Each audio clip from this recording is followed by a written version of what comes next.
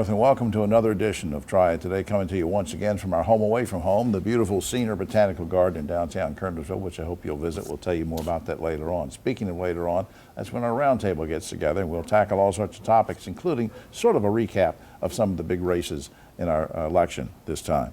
But a lot of great information coming your way between now and then, so I hope you'll stay with us for the whole program. Now, where I'd like to start is to talk about lung cancer and understand more about it. And we have a very special guest who's going to help us through this.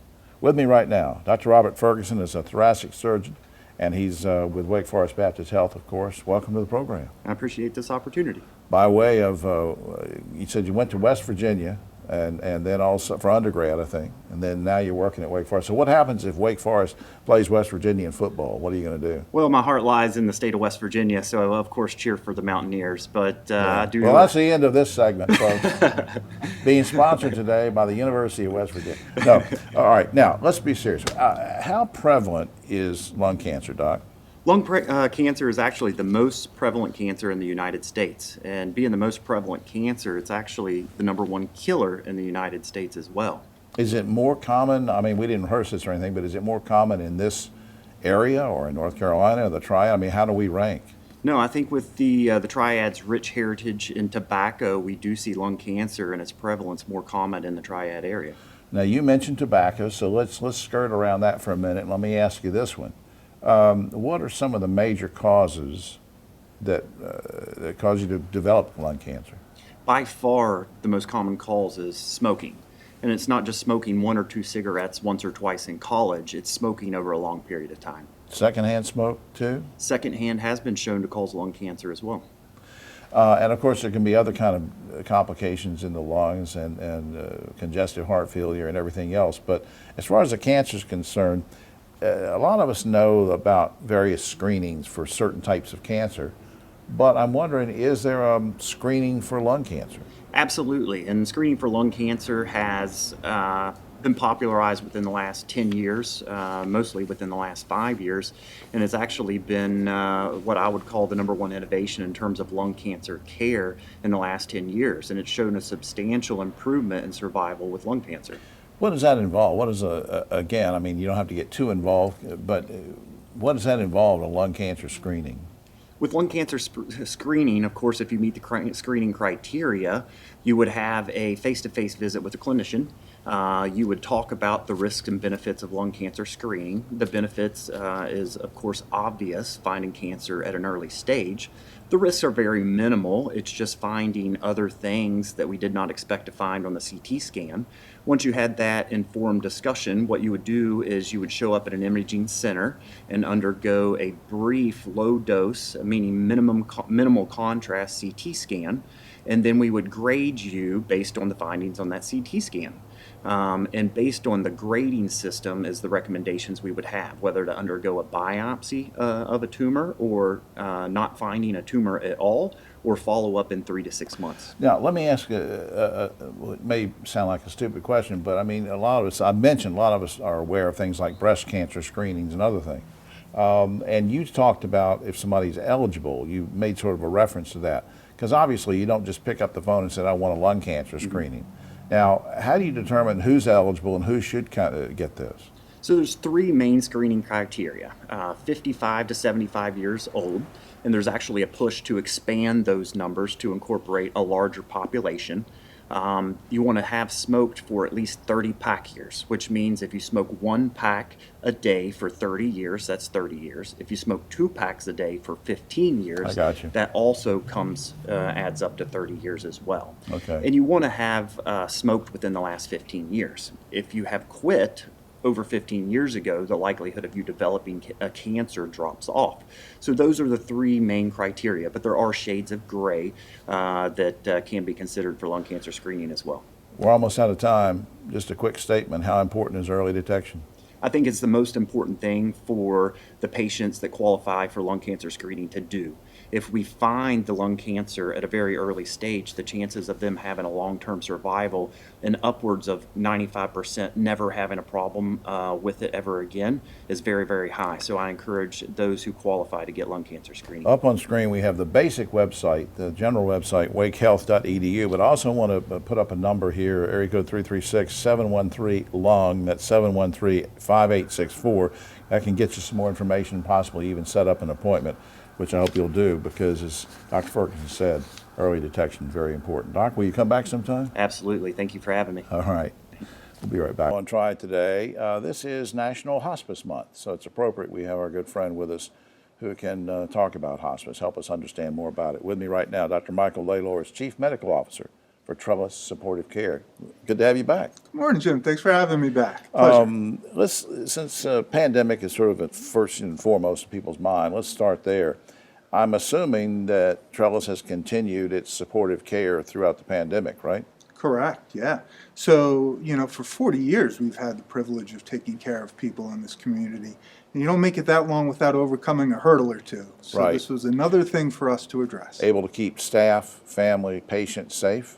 Correct. We effectively balanced safety of all the individuals we had to provide for and the service that we're so well known for.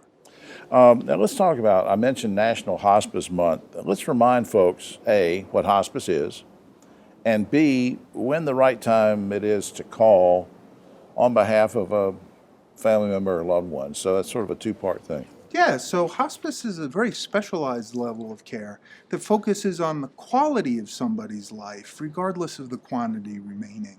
We provide interdisciplinary support to really ensure that they have the ability to live at the end of their life. And then in regards to the right time to call, it's so hard to really know. What we always suggest is if there's any questions, if you need clarity, give us a call. We'll walk through it with you because there's so many other services we can provide in addition to hospice. So we'll help clarify it. And I think, people also, it's important to note that most, I don't know what the exact percentage is, not to put you on the spot, but most people who are under hospice care are under care in their own homes. And your team will go and help them, whether it's a nurse or a chaplain or anybody else, right? So it's done in the home, and people should know that. Correct. And in this point in time, I think we see the highlighted importance of care in the person's own home and outside of a facility. Very common misconception that you have to go somewhere. The bulk of the care that we provide for about 550 patients a day is in their own house. Right, and then you do have a small percentage where, for whatever reason, it's appropriate or their choice, that they do come to your facility. And you've already mentioned how you've kept that with staff and everybody safe during the pandemic. Now that leads me to this: if I'm thinking about, let's say I have a parent who might need to have hospice care, or has been diagnosed with a serious illness or a terminal illness, what are some of the things I need to be thinking about through my mind as I'm thinking about what kind of hospice facility or what kind of care, because it's going to be overwhelming for people? Yeah, exactly correct. It's so hard to do this effectively in your own home by yourself. We can help provide that support and clarity of what's needed. There's so many contingencies to walk through on any individual case. We just help guide the journey. If you're getting care and you're in your own home, again, the whole team is really with you on this, because a lot of people think, well, I have to be in a hospital or I have to be in a hospice facility, but your family is sort of working with your team, right? That's exactly correct. Our nurses, case managers, social workers, chaplains, physicians if required, all come see you wherever you call home, whether that's a private residence or an assisted living or a nursing home. Let's talk about the upcoming holidays, Thanksgiving, Christmas. Of course, there are some medical professionals say, let's don't have large gatherings, but let's assume that you do have a gathering at least with your elderly parent and maybe they've been diagnosed. Very quickly, before we run out of time, is that a good time to sit down and have a talk with the parent and say, let's meet with the folks at hospice? Yeah, maybe at the end of the meal, not during the time of celebration, but you may notice something different, in speaking to them and say, hey, let's just reach out, see if there's something that they can do. All right, up on screen, trellissupport.org is the website, which I hope you will visit. The number on screen, 768-3972. You can call for an appointment as well. Dr. Laylor, thanks for all you do and your team, and you have a great holiday. Thank you, too. Thanks for having me today. All right. We'll be right back after this. Now on Triad Today, always glad when some of the folks from Alamance Community College can drop by because they do so much, just not only just for their immediate community, but throughout the whole area and trying to get people to work, get them trained. And that's kind of what we're going to talk about right now with a special guest. Next to me is Jennifer Mock. She's Director of Academic and Career Readiness at Alamance Community College. Welcome to the program. Thank you for having me. Much of what you and your team do is to help folks, obviously, make sure they get a high school diploma, that they're ready to go from that standpoint. But you're also focused on what comes after high school. Tell me what. Yes. Well, as you know, getting a high school diploma is the first step. So we need to do more. And so we basically have a lot of programs that we can do both at the same time. Yeah, and I understand that there's a governor's initiative called My Future NC. So I'm wondering what that's all about and how that might fit in with what you guys are doing. Well, much of the national dialogue has been about the skills gap and how we're going to fill it. And so one of the ways in which Alamance is addressing it is having what we call crossover or transition programs into the college. Right. Now, there's something that I think it was Ed that sent me an email one day about something called Basic Skills Plus. Now, I want you to help me understand what that is, because I know that, statistically, people say there's so many North Carolinians that don't even have any post-secondary education. So now, how is Alamance Community College facing that challenge, and what is this Basic Skills Plus thing? Right.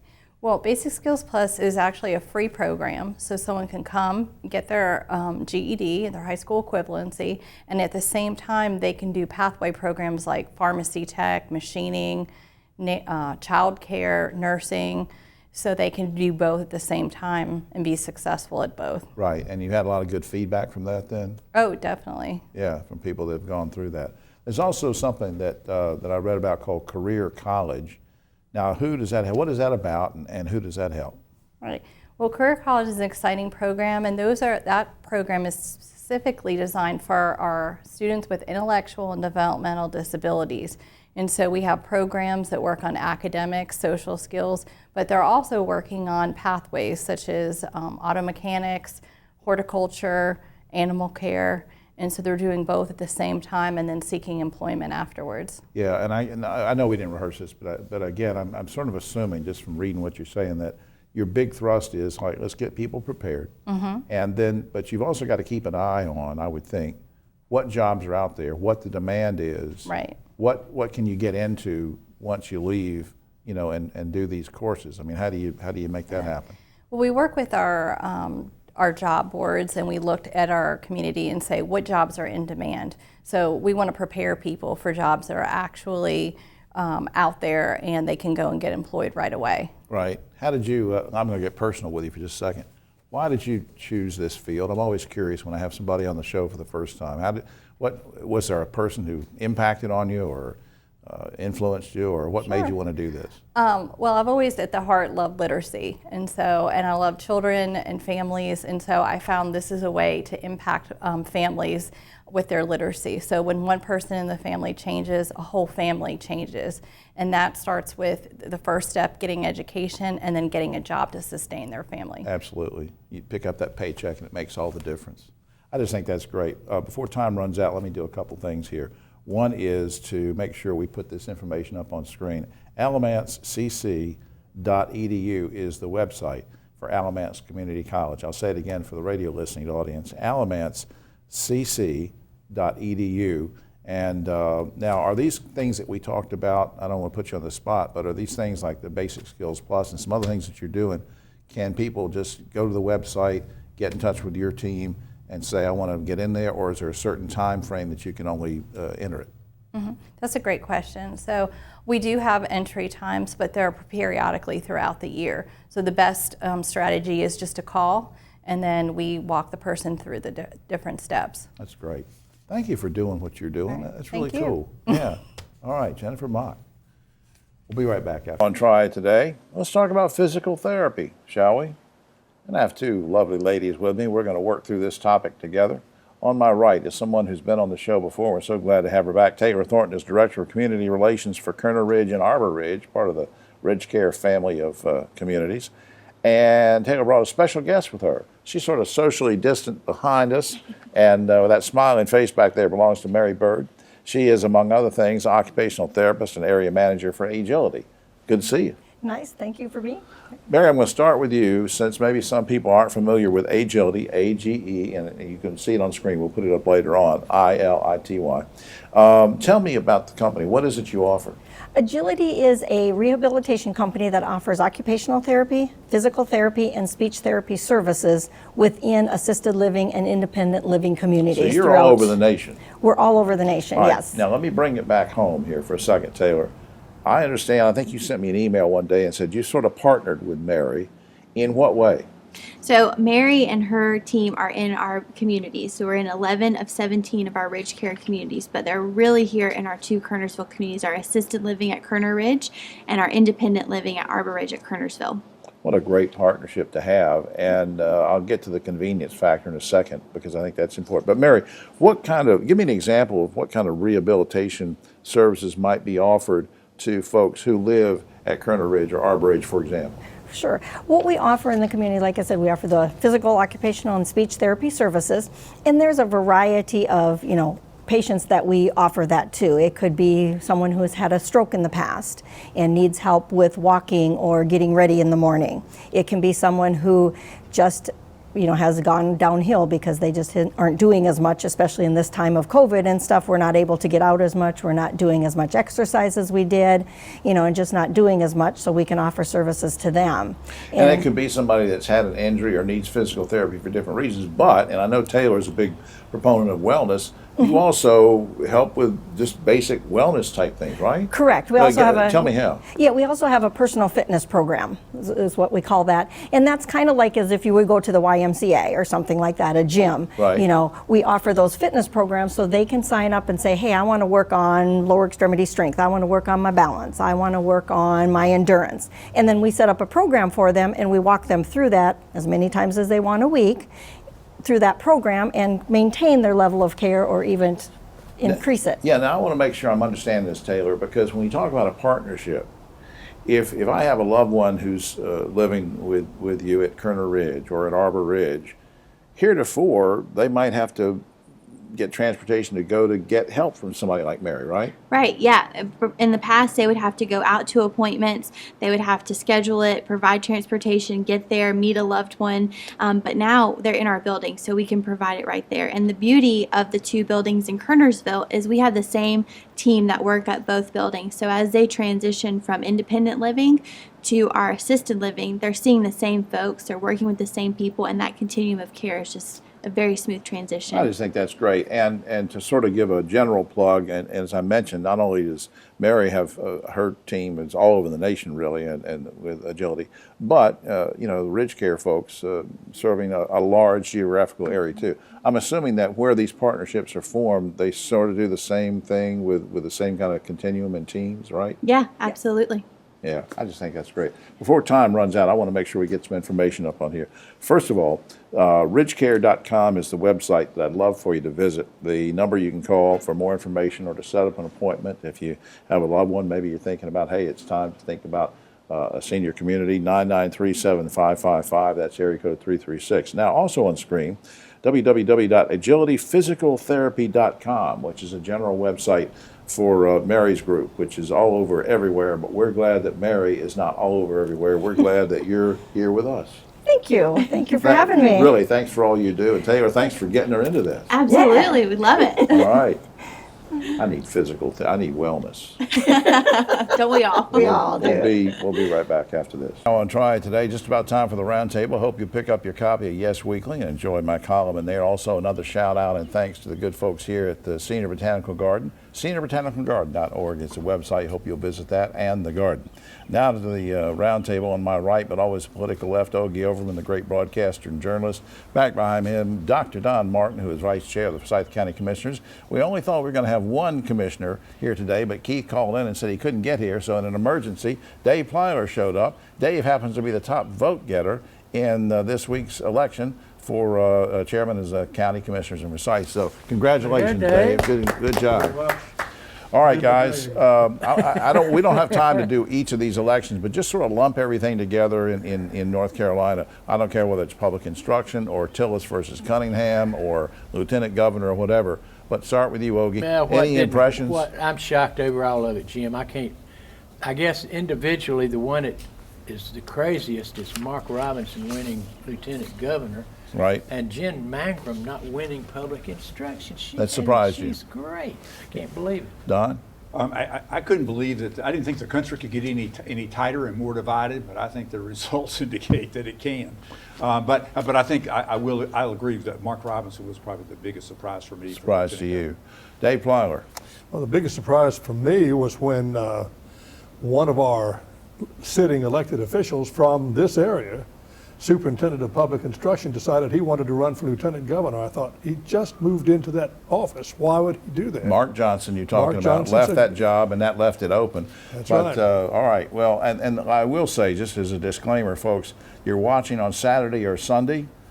We are actually taping this roundtable on Wednesday, November 4th, so we were up really late last night watching the election returns. We don't know, you'll know, you folks at home will know who the next president is. We don't know today because there's still some votes outstanding. I'll make a prediction. Biden, Electoral College victory 271 to 267 for Trump. So we'll see. We'll see what happens. But the folks at home will know for sure. All right, guys. Last week, a Miami police officer wore a pro-Trump face mask while on duty at a polling place. He was disciplined, but my question to you guys is, should he have been fired for electioneering and voter intimidation? Ogie Overman. I don't know the detail. I wonder how he was disciplined. I mean, he needed to get a few weeks off without pay at least, if not fired. But I mean, it's pretty that's serious. unconscionable. You can't do that. Pretty serious thing, though, Don. I think it's very serious. I probably don't think it rises to the firing level, but there are probably many levels of discipline, and I'd go for a very severe one. Dave Plyler. I must say that even the police are not free from some type of mistake, and this guy just made a serious mistake and didn't realize that politics can be tragic, and that's what happened to him. I just told him, don't ever do that again. Now, here, this question, follow me on this one, guys. Pennsylvania and North Carolina decided early on, and the Supreme Court backed them up on it, that they could extend the days to where mail-in votes could be counted. A few other states did it too, but they did it like up to 9 days. In terms of a presidential election, Senate, congressman, shouldn't Congress say any federal election that's going on in a state, we've got to have a across-the-board, consistent policy of when votes are going to be counted? Ogie, what do you think? You know, I'm inclined to agree, Jim, but on the other hand, I really like the decentralization of the whole process. It kind of insulates it from you know, foreign interference or Trump interference. I think it's really a matter to the states. I really do. Don. I'm a state's right man myself. Dave. As we record this on a Wednesday, my feeling is that there are, in fact, not a feeling, it's a fact, there are still millions of untabulated votes out there, and they've got to be counted, which kind of prostitutes the voters' responsibility. They don't have any choice in the matter, but somehow we've got to put way ahead of time, not 2 or 3 months ahead of time, way ahead, a couple All right. of 3 or 4 years. I agree. Now, changing topics, Dr. Angela Harrison, who's been on this program a couple times, resigned as superintendent of the Winston-Salem Forsyth County Schools only a little after a year after signing her contract, which is a multi-year contract. Now, not picking on her, but in general, and I'll let you interested to see what Don has to say as a former superintendent. Should school superintendents who have a long-term contract be required to pay damages for recruitment fees and expenses if they break the contract or get out early? Ogie. It'd be hard to make it retroactive, but I do think you could write it into the contract. Maybe Don will correct me, but somehow there could be a codicil saying if you do leave before the contract is up, you got to reimburse us X number of dollars we spent recruiting you. Because Don, that's not just petty cash that's spent on that, right? Oh no, it's usually a good $20,000 by the time you're finished. My first contract here, there had been 3 superintendents in 10 years.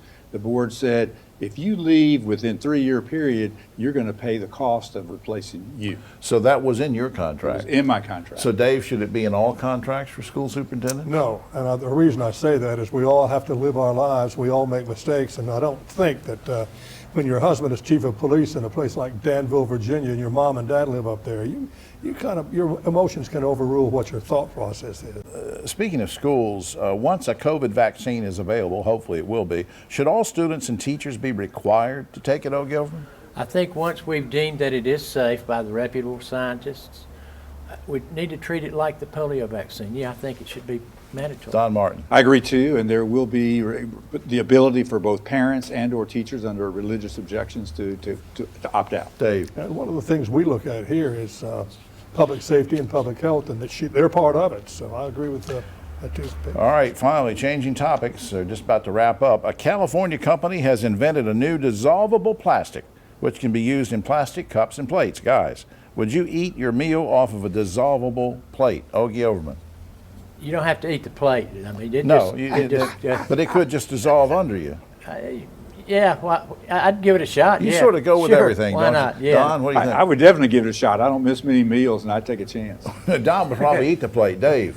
If they would pay me a small fee for eating off of it and advertising it, I don't have a problem with that at all. Spoken like a true politician. Well, that's all the time we have. Oh, except for this. A woman in Texas is in trouble because she had put up a Halloween display of skeletons in a strip club. Local authorities made her take the naked skeletons down because they were placed in sort of weird positions. And here's the lesson we should learn from this, folks. The next time anybody says to you, let's get down to bare bones, don't do it in Texas. You like that, Dave? For all of us here on Triad Today, I'm Jim Longworth. We'll see you next time.